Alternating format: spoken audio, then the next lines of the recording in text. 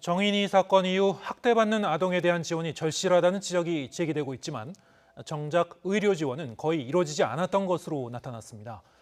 전담 의료기관을 지정할 수 있는 제도가 마련돼 있었지만 무관심 속에 그동안 유명무실했습니다. 이경국 기자의 단독 보도입니다.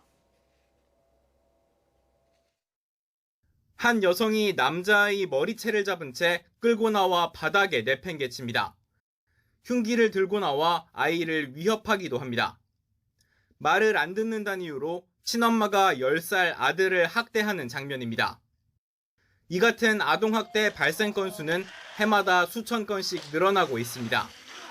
검진과 치료, 심리상담이 필수적이지만 피해 아동에 대한 공식적인 의료 지원은 턱없이 부족한 실정입니다. 지난 2018년부터 복지부 장관이나 지자체장이 아동학대 전담 의료기관을 둘 수 있게 하는 제도가 시행됐지만 유명무실했습니다. YTN 취재 결과 현재 전담 의료기관으로 지정된 곳은 전국에 단 2곳뿐. 그마저도 지자체가 지난달에 지정한 곳들로 복지부 차원에서 지정한 기관은 단 한 곳도 없는 것으로 확인됐습니다. 제도 시행 2년 동안 사실상 전무했던 겁니다. 아동보호 전문기관이 자체적으로 협약을 맺어 지원 의료기관의 도움을 받곤 있지만 이마저도 전국적으로 155곳밖에 없어 실제 도움을 받은 경우는 피해 아동의 1% 정도에 불과했습니다.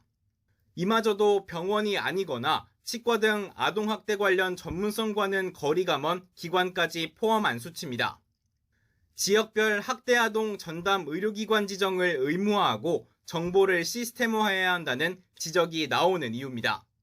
발견하고 조사하고 수사하고 분리하고 그다음에 이제 치료와 보호 전 과정에서 활용이 될 수 있는 거거든요. 아이들을 더 신속하고 안전하게 보호하고 치료할 수 있게 되겠죠. 학대받는 아이들을 구하고 치료할 수 없었던 건 제도가 없었던 탓만은 아닙니다. 있는 제도조차 활용하지 못한 무관심 속에 방치돼 있던 건 아닌지 되돌아볼 일입니다. YTN 이경국입니다.